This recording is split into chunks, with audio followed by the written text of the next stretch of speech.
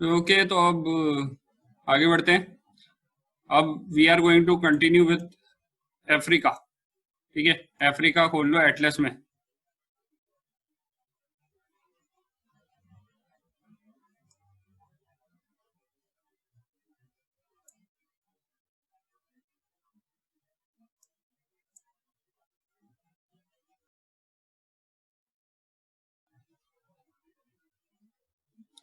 सबसे पहले अफ्रीका के नॉर्थ में मेडिटेरियन सी।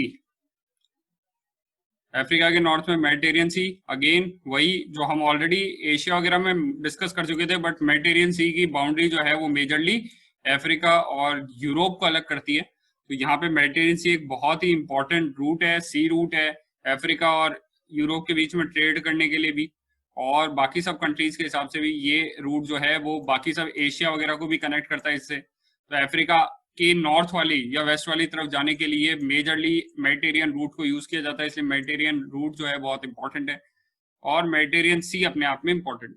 अब वापस वही आ गए, मेडिटेरियन सी सेपरेट्स या lies between which three continent. तो हमने पहले भी बात की थी, ये यूरोप, एशिया और अफ्रीका तीनों को टच करता है। अब मेडिटेरियन सी से आगे बढ़ेंगे तो हमें यहां पे मिलेगा स्वेज कैनाल। स्वेज कैनाल जो है वो इजिप्ट कंट्री के पास में या इजिप्ट के कंट्रोल के अंदर है। यहाँ पर दो पोर्ट दे रखे होंगे, पोर्ट सएज और पोर्ट स्वेज, इन दोनों के बीच में सिचुएटेड है, which are very important ports of this region. तो आपको इन पोर्ट्स के बारे में इंफॉर्मेशन होनी चाहिए। ठीक है, पोर्ट सएद, पोर्ट स्वेज, इन दोनों के बीच में सिचुएटेड है स्वेज कैनाल। स्वेज कैनाल जो है वो एक वाटर कैनाल है जो इस तरीके से मैनमेड कैनाल है, और यहाँ पे जो है वो शिप्स वगैरह आते जाते रहते हैं इसमें से। तो मेडिटेरियन सी के अंदर से ये गुजरती है, जैसा ऑलरेडी भी मैं बता चुका था, 1860s के अंदर फॉर्म हुई थी। ठीक है, 1860 में बनी थी। साउथ में है रेड सी यहाँ पे, पर रेड सी से पहले स्वेज बे। स्वेज बे वैसे तो देखा जाए तो मोटे मोटे तौर पे है किसका हिस्सा, रेड सी का ही हिस्सा है, रेड सी का ही हिस्सा है। तो रेड सी और मेडिटेरियन सी को जोड़ने का काम करती है स्वेज कैनाल। स्वेज कैनाल के बाद में हम यहाँ से साउथ में जाएंगे तो रेड सी आ गया हमारे पास में। अब रेड सी के बाद में यहाँ पे Gulf of Aden, Red Sea और गल्फ ऑफ एडन को जोड़ता है आपका Red Sea, Gulf of Aden, Gulf of Aden, इन दोनों को जोड़ता है यहाँ पे बाबल मंडेव स्ट्रेट, स्ट्रेट ऑफ बाबल मंडेव, बाबल मंडेव की जल संधि, स्ट्रेट ऑफ बाबल मंडेव। इसके बाद ये जो एरिया है, जिस एरिया की अभी अपन बात कर रहे हैं, this area is known as the horn of Africa. ये अफ्रीका का सींग है, हॉर्न ऑफ अफ्रीका। ये अगर मैप को इस तरीके से देखेंगे तो किसी गेंडे के सींग जैसा दिखाई देता है, इसीलिए इसको हॉर्न ऑफ अफ्रीका कहते हैं। और इस पे 4 कंट्रीज आती है मेजरली, इन 4 कंट्रीज को हॉर्न ऑफ अफ्रीका कंट्रीज भी बोलते हैं। तो ये चीज भी जो है वो एग्जाम में पूछी जा सकती है और इंपॉर्टेंट रहेगी। इसमें है सबसे ऊपर नॉर्थ में एरिट्रिया, जिसकी बाउंड्री रेड सी से लगती है। फिर है इथोपिया, इथोपिया की बाउंड्री जो है वो इधर की तरफ में, ठीक है, रेड सी से नहीं लगती है, ध्यान रखना ये चीज। इथोपिया इन 4 कंट्रीज में से इथोपिया एक ऐसी कंट्री है जिसकी बाउंड्री रेड सी से नहीं लगती है, किसी भी सी से नहीं लगती है, 4 में से। बगल में एक छोटा सा कंट्री है, नाम है जिबूती, और फिर है सोमालिया।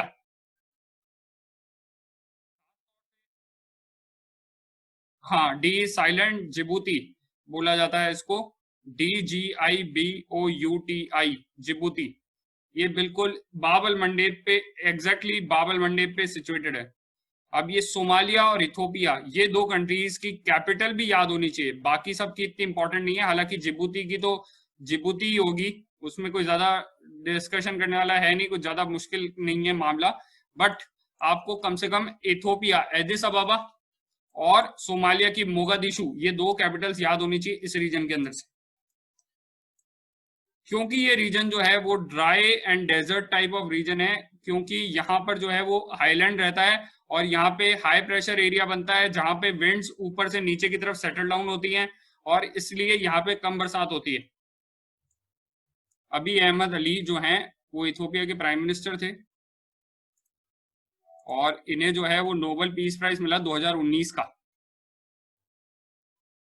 तो कई बार क्या होता है, डायरेक्टली ये नहीं पूछते कि किसको मिला, क्या मिला, वो कंट्री के बारे में पूछ लेते हैं, अच्छा इस कंट्री की बाउंड्री किससे लगती है, नहीं लगती। इसीलिए मैं कहता हूँ हमेशा कि कंट्री जो न्यूज में रहती है उसको मैप पे जरूर देखना चाहिए।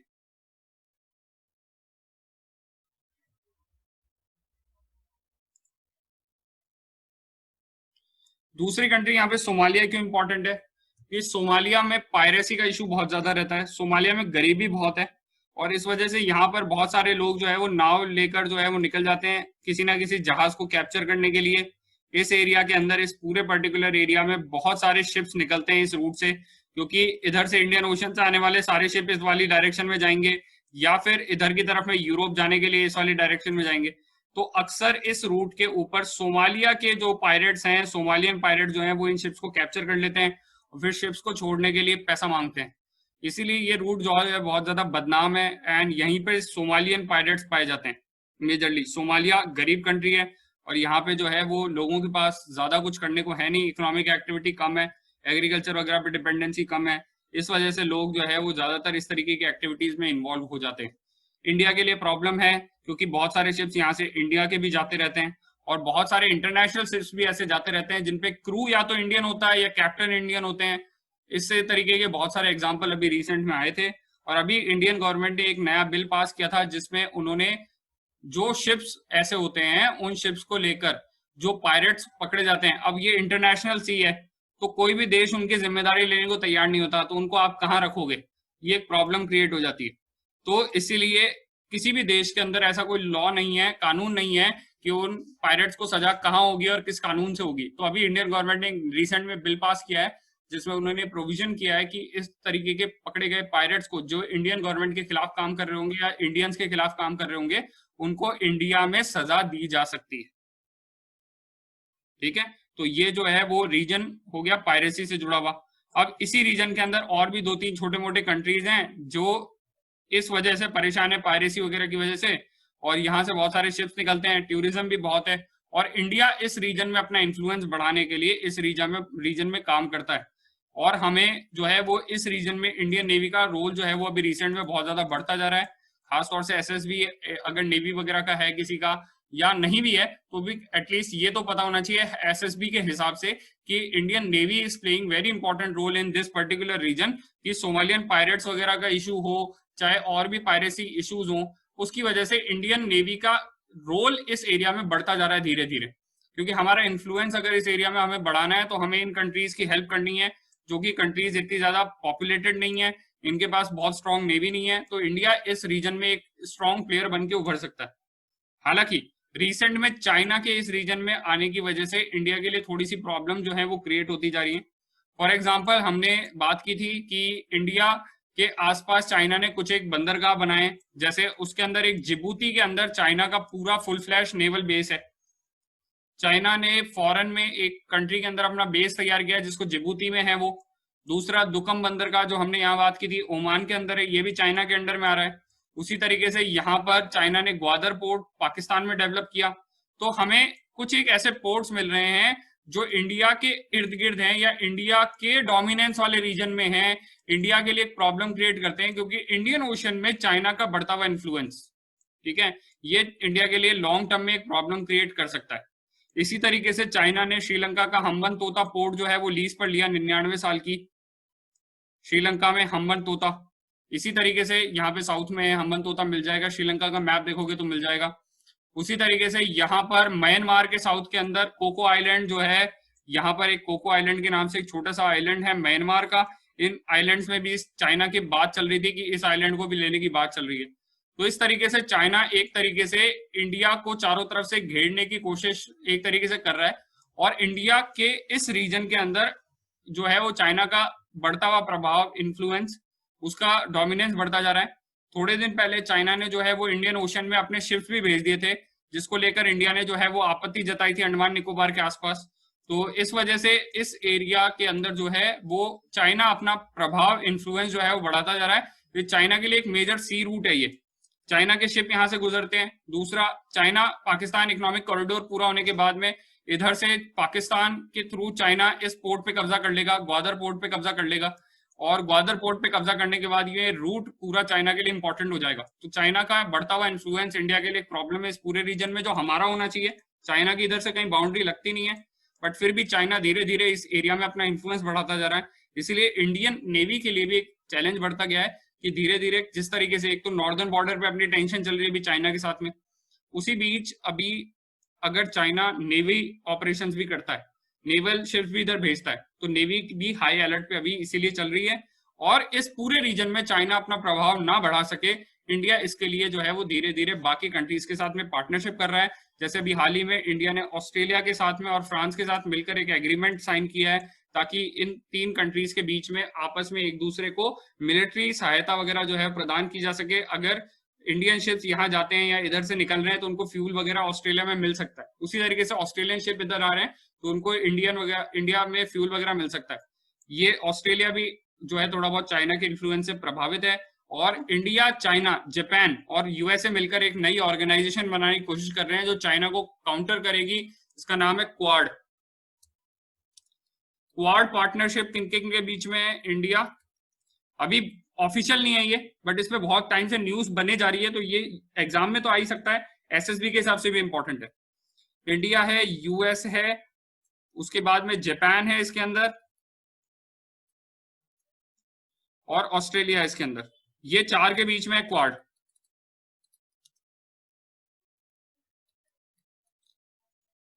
और इनमें से ऑलरेडी एक ऑस्ट्रेलिया को छोड़कर बाकी जो 3 कंट्रीज हैं, इंडिया, जापान एंड यूएसए, ये ऑलरेडी मिलिट्री कोऑपरेशन करते रहे। इनके बीच में एक एक्सरसाइज होती है जिसको मालाबार कहा जाता है। मालाबार एक्सरसाइज हर साल होती है, नेवल एक्सरसाइज है, ध्यान रखना। Malabar exercise between India, Japan and USA. ये भी एसएसबी में रिपीटेड क्वेश्चन है, ये यूपीएससी में भी रिपीटेड क्वेश्चन है, बहुत बार आ चुका है, बहुत बार पूछा जाता रहा है। बहुत इंपॉर्टेंट एक्सरसाइज है मालाबार एक्सरसाइज। ये अंडमान निकोबार वाले रीजन में होती है, और इसी को बढ़ाकर इसमें ऑस्ट्रेलिया को जोड़ने की बात चल रही है बहुत टाइम से, ताकि इस रीजन में चाइना के इन्फ्लुएंस को काउंटर किया जा सके। अफ्रीका अपने आप में इंडिया और चाइना दोनों के लिए एक बड़ा मार्केट है, क्योंकि अफ्रीका एक इमर्जिंग मार्केट है। यहाँ पे बहुत सारी कंट्रीज, डेवलपिंग कंट्रीज है, तो इनको सस्ती कार, सस्ते मोबाइल फोन, सस्ती टेक्नोलॉजी, सस्ते कंप्यूटर, ये सब चीजों की जरूरत है। और इंडिया और चाइना दोनों ही इस चीज में घुसना चाहते हैं, कंपेयर करना चाहते हैं कि वो अपने मार्केट को किस तरीके से यहाँ तक पहुंचा सके। और इसीलिए चाइना जो है वो कोशिश करता है कि उसके पास एक छोटा सी रूट आ जाए, चाइना पाकिस्तान इकोनॉमिक कॉरिडोर, जिसकी हमने प्रीवियस वीडियोस में बात की है। सीपीईसी कॉरिडोर के माध्यम से एक सीधा रास्ता खुल जाएगा चाइना के पास। इंडिया के लिए अफ्रीका बहुत सुगम है, आसान है, पास है, बट फिर भी चाइना को हम जो है वो मात नहीं दे पा रहे हैं, क्योंकि उनकी प्रोडक्शन कॉस्ट वगैरह जो है वो कम होती है। इस वजह से इंडिया थोड़ा सा इस मामले में पीछे है।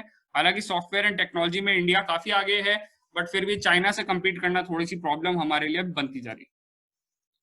तो इस वजह से ये पूरा ही रीजन थोड़ा सा इंपॉर्टेंट हो जाता है चाइना के लिए भी, इंडिया के लिए भी, कि सोमालियन पायरेट से अपने शिप को, चाइनीज शिप को चाइना बचाना चाहता है, इंडियन शिप्स को इंडिया बचाना चाहता है।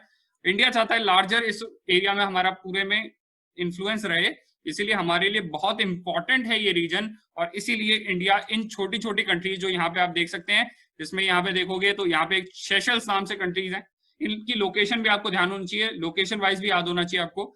सेशल्स यहाँ पर है, इसी तरीके से इसके साउथ में जाएंगे तो हमें यहाँ पे मिलेगा मॉरिशियस, इसी तरीके से यहाँ पर कॉमरूस। ये आइलैंड जो हैं, ये 3 आइलैंड कंट्रीज, खास तौर से ध्यान रखनी है आपको लोकेशन वाइज, इनके इंडिया के साथ अच्छे रिलेशन रहा, इंडिया हमेशा इनको सपोर्ट करता है। यहाँ है सेशल्स, फिर यहाँ पर है आपका मॉरिशियस, और यहाँ है कॉमरूस। ये 3 आइलैंड्स को मार्क कर लीजिएगा, 3 आइलैंड कंट्री हैं।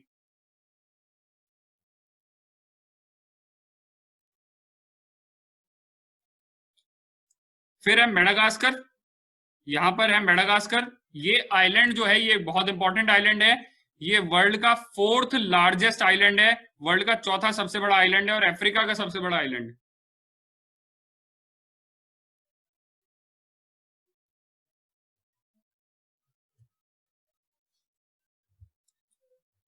ठीक है, तो हमने ऑलरेडी 4 आइलैंड्स देखने हैं वर्ल्ड के, ऑलरेडी 3 की तो हम पहले ही बात कर चुके थे।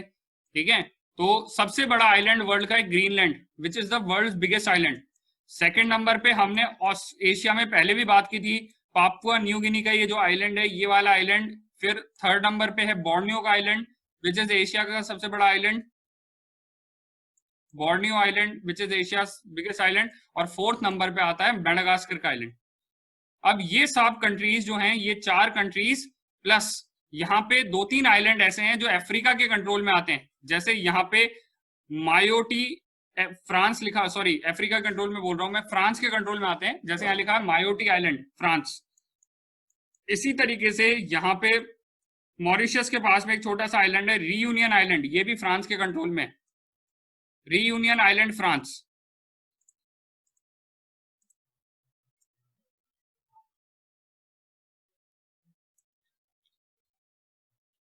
यहाँ पे बहुत छोटा सा आइलैंड है, हालांकि शायद एटलस में मैप पे दे रखा हो, नहीं दे रखा हो, चेक कर लेना। इसी तरीके से यहाँ पे ये मायोटी आइलैंड फ्रांस, ये कुछ एक आइलैंड्स हैं जो फ्रांस के कंट्रोल में है। तो ये फ्रेंच टेरिटरी है, फ्रांस की टेरिटरी है यहाँ पे इंडियन ओशन में। इसीलिए इन 5 कंट्रीज की मिलकर एक ऑर्गेनाइजेशन बनती है जो इस रीजन के अंदर एक्टिव है, जो अभी रिसेंट में न्यूज में रही है। इसको कहा जाता है Indian ocean commission. Indian ocean commission अभी हाल ही में थोड़े दिनों से न्यूज में रहा है, जिसमें ये 5 कंट्रीज शामिल हैं, जिसमें फ्रांस है। फ्रांस के अलावा इसके अंदर इसी रीजन के अंदर आने वाला मेडागास्कर। फ्रांस क्यों आ गया? क्योंकि फ्रांस के कुछ आइलैंड्स हैं यहाँ पे, ठीक है। उसके अलावा यहाँ पे सेशल्स,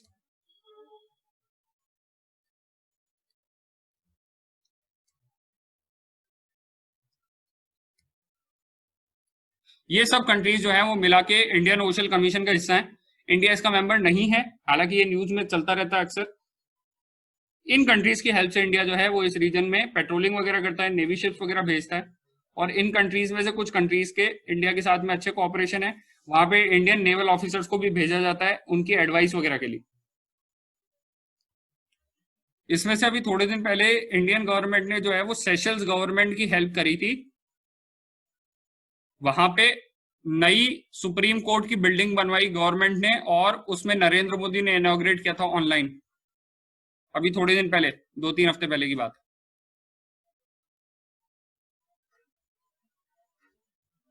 दूसरी तरफ इसी रीजन के अंदर इंडिया बहुत टाइम से कोशिश कर रहा था कि सेशल्स के अंदर उनको एक आइलैंड है जो मिल जाए as a naval base. Seychelles के अंदर एक छोटा सा आइलैंड है जिसका नाम ध्यान रखना, assumption island, assumption island of Seychelles.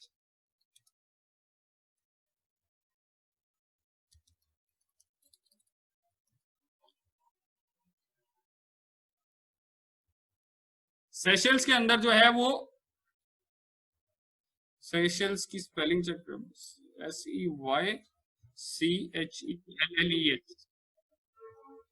हाँ सॉरी, ठीक है। सेशल्स, अजम्पशन आइलैंड जो है वो सेशल्स के अंदर आता है, और अजम्पशन आइलैंड को इंडियन गवर्नमेंट चाह रही थी कि वो ले लें एज ऑन अ लीज, ताकि यहाँ पे नेवल बेस बना सकें और इस पूरे रास्ते को जो है वो एक तरीके से प्रोटेक्ट कर सके। कौन से सी रूट को हम बात कर रहे हैं? इस सी रूट को जहां से यहाँ पे मोजम्बिक चैनल से होते हुए इंडिया के शिप्स वगैरह जो है वो यहाँ से निकलते रहते हैं, तो हम यहाँ पे पेट्रोलिंग कर सकें और एक तरीके से चाइना के बढ़ते हुए इन्फ्लुएंस को एक तरीके से काउंटर भी कर सकें इस रीजन।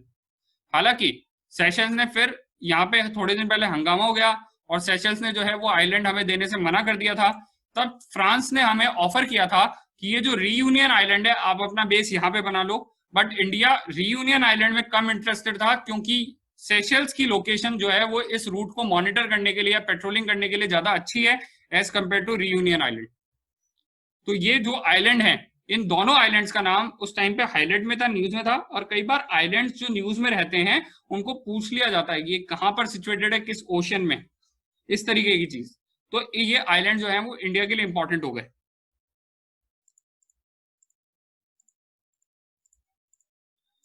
अब हम इधर से आगे बढ़ते हैं, तो यहां से साउथ में जाएंगे तो इसके बगल में एक कंट्री है जिसका नाम है मोजम्बिक, इसीलिए मेडागास्कर और अफ्रीका के बीच में जो चैनल है, जो रास्ता है, इसको कहते हैं मोजाम्बिक चैनल। मोजाम्बिक चैनल के बाद में अपन यहां से घूमेंगे तो यहाँ पे साउथ अफ्रीका आ जाएगा। साउथ अफ्रीका से अफ्रीका टर्न हो जाता है, और यहाँ पे जो जगह है इसको कहते हैं केप ऑफ गुड होप, इसीलिए यहाँ पे केप टाउन नाम से शहर भी है। केप ऑफ गुड होप कहते हैं इस जगह को, इस पॉइंट को। केप ऑफ गुड होप को टर्न करके ही वास्को डिगामा इंडिया के लिए निकला था, और इसीलिए उसको उम्मीद थी कि मेरे साथ अच्छा होगा, तो केप ऑफ गुड होप इसका नाम पड़ गया। इसके बाद में हम अफ्रीका में नॉर्थ की तरफ जाएंगे तो हमें यहाँ मिलेगा गल्फ ऑफ गिनिया। यहाँ मिलेगा गल्फ ऑफ गिनिया अफ्रीका में, यहाँ नॉर्थ की तरफ में ये है gulf of Guinea. Gulf of Guinea से और नॉर्थ की तरफ घूम के पहुंचेंगे अपन, तो अपन अटलांटिक ओशन में से इधर आ गए वापस यूरोप।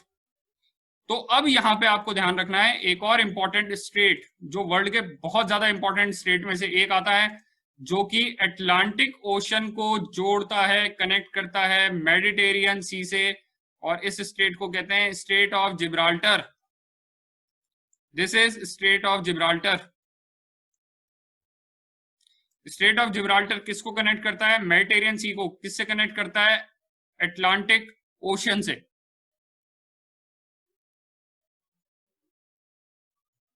और इसके साथ में अफ्रीका के चारों तरफ की जो वाटर बॉडीज हैं उनको हमने कवर कर लिया।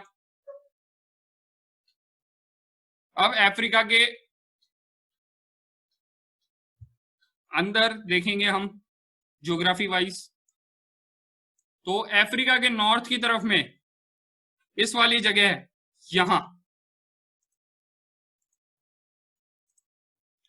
यहां हमें देखने को मिलेगी एक माउंटेन चेन।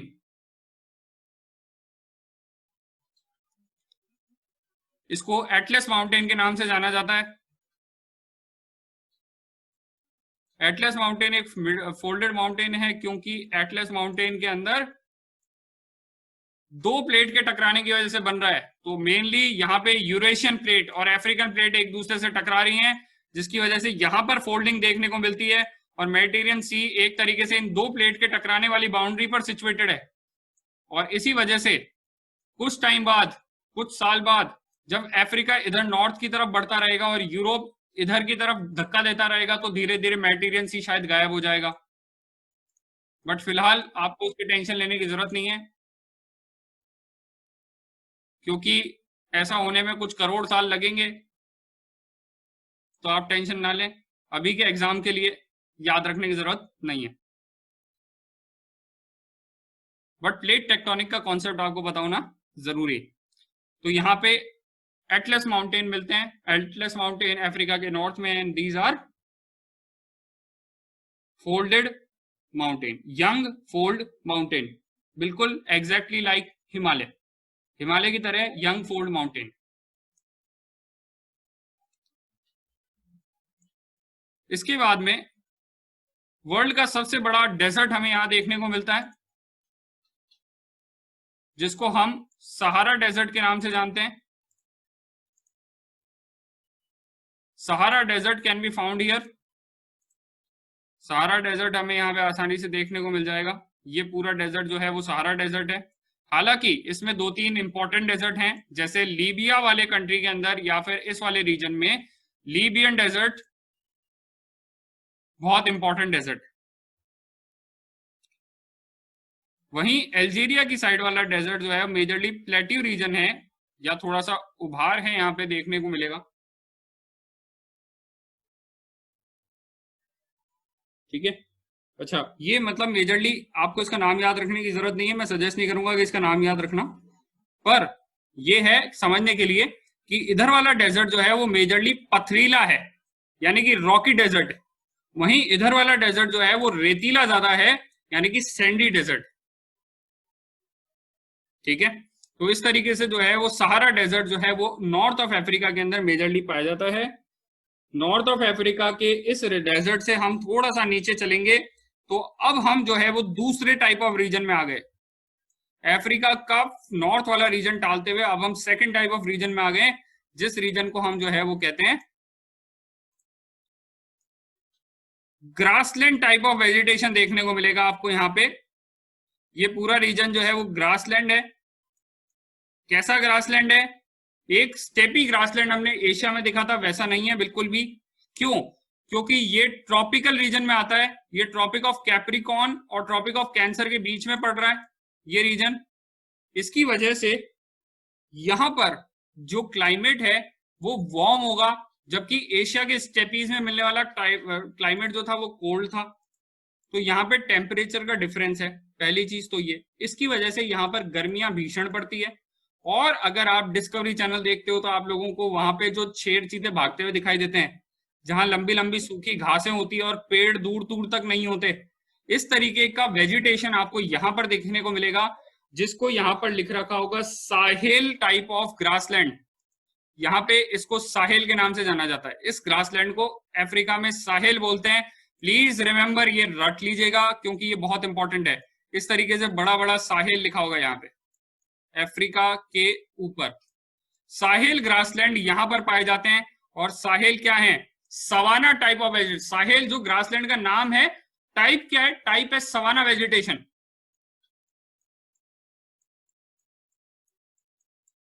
इनको सवाना ग्रासलैंड भी बोला जाता है, सवाना टाइप ऑफ वेजिटेशन भी बोला जाता है। तो savanna grassland, savanna type of vegetation का एक एग्जांपल है साहिल ग्रासलैंड, जो अफ्रीका में मिलते हैं।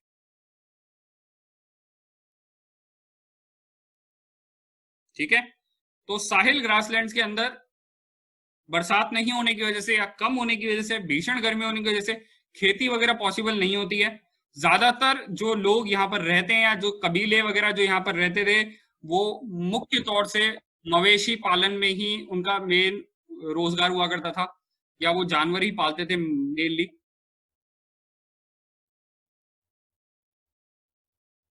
यहाँ पर जो है वो मेजरली पुराने टाइम पे जो ट्राइब्स होती थी, इसमें से एक मसाई ट्राइब बहुत ज्यादा फेमस है, वर्ल्ड फेमस है मसाई ट्राइब।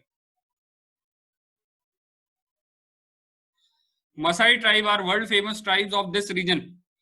तो मसाई जो होते हैं वो एक चीज के लिए बहुत ज्यादा जाने जाते हैं। मसाई जो है वो गायें पालते हैं और वो उन गायों का खून भी पीते हैं, क्योंकि इस रीजन के अंदर जो है वो न्यूट्रिशियस फूड वगैरह की बहुत कमी है।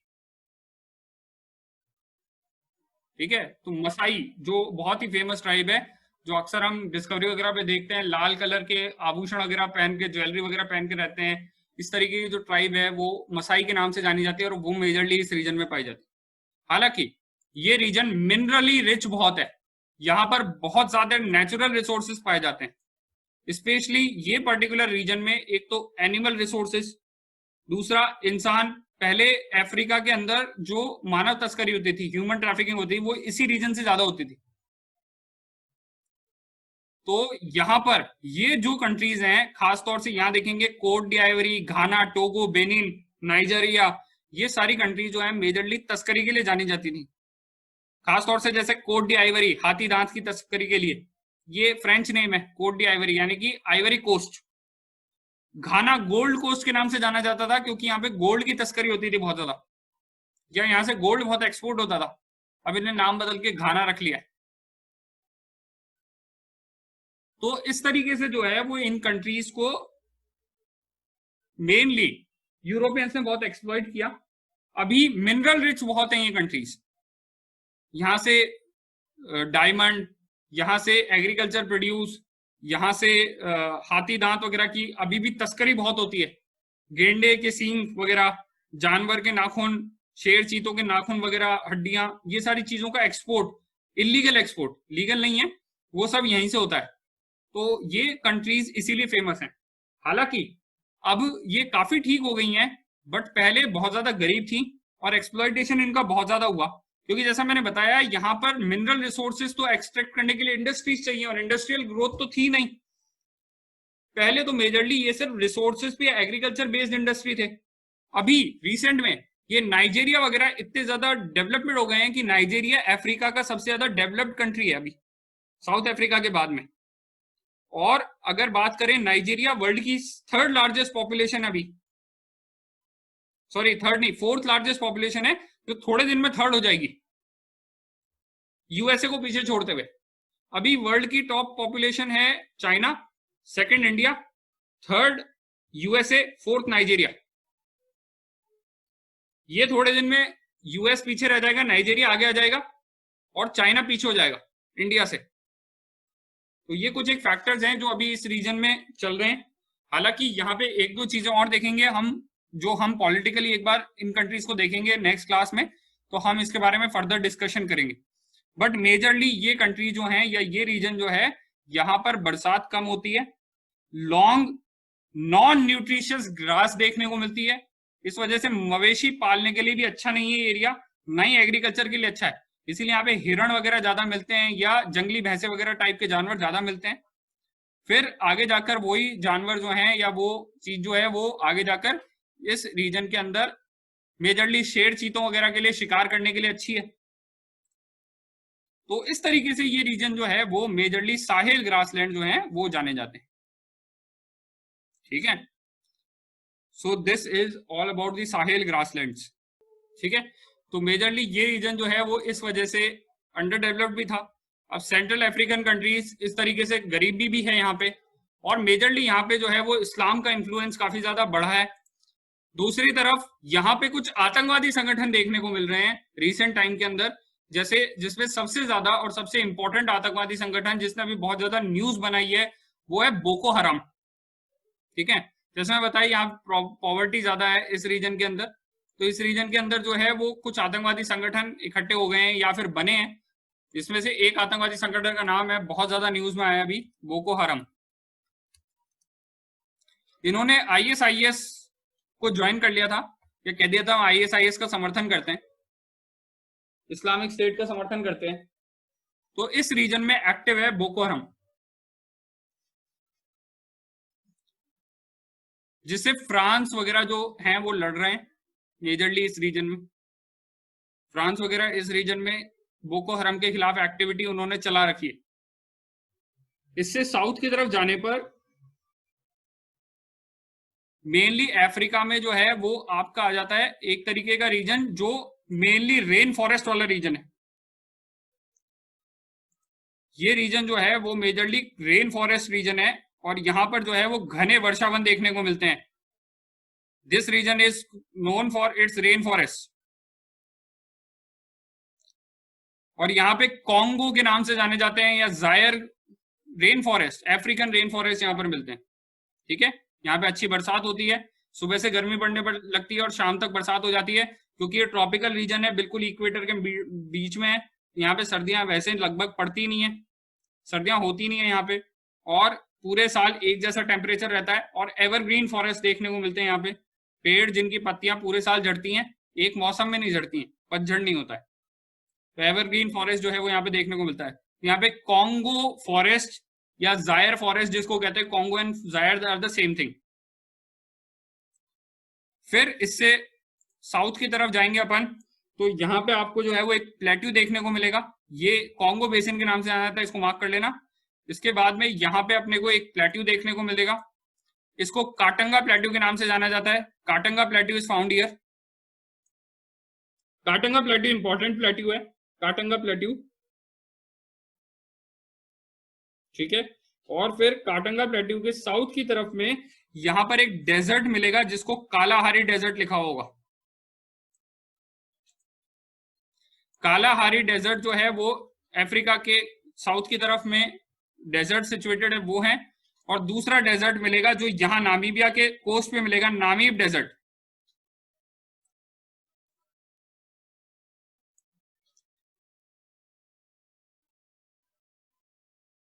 ठीक है, तो Namib desert and Kalahari desert are the deserts of south of Africa.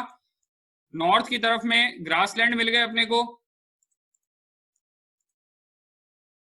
यहाँ पे अपने को साहिल ग्रासलैंड मिल गए, और नॉर्थ की तरफ में और ज्यादा जाएंगे तो अपने को डेजर्ट मिल गया वापस, सहारा डेजर्ट। और इससे साउथ की तरफ जाएंगे तो हमें एक और ग्रासलैंड मिलेगा, जिस ग्रासलैंड को हमने यहां पे देखेंगे हम अफ्रीका के अंदर। तो अफ्रीका के अंदर इस वाली जगह पे हाई वेल्ड्स के नाम से लिख रखा होगा एटलस के अंदर, this region is velds, VELDS, velds नाम से ग्रासलैंड मिलेंगे यहाँ पे।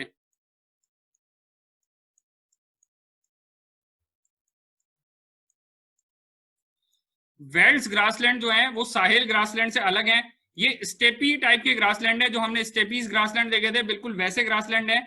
यहाँ पे छोटी न्यूट्रिशियस ग्रास मिलती है, टेम्परेचर बहुत ज्यादा हाई नहीं होता, बरसात होती है कम होती है, बट क्योंकि टेम्परेचर लो होता है इसीलिए जो है वो घास बहुत ज्यादा जलती भी नहीं है, जैसी साहिल में देखी थी। और ये मवेशी चराने के लिए अच्छी होती है, जैसे स्टेपीज थी, जिस वजह से वहां पर घोड़े वगैरह होते थे, यहाँ पर पशुपालन अच्छा होता है। तो इस तरीके के ग्रासलैंड जो ट्रॉपिकल रीजन में आते हैं उनको ट्रॉपिकल ग्रासलैंड कहा जाता है। जो टेम्परेट रीजन में आते हैं, जिनकी घास लंबी है और जहां पर जो है वो शेर चीते मिलते हैं, लंबी घास मिलती है, हिरण मिलते हैं, इस तरीके की जो ग्रासलैंड है जहां पर लंबी और अनन्यूट्रिशियस सूखी घास होती है, दूर दूर तक पेड़ नहीं होते या कम होते हैं, उसको साहिल ग्रासलैंड कहते हैं या ट्रॉपिकल ग्रासलैंड कहते हैं।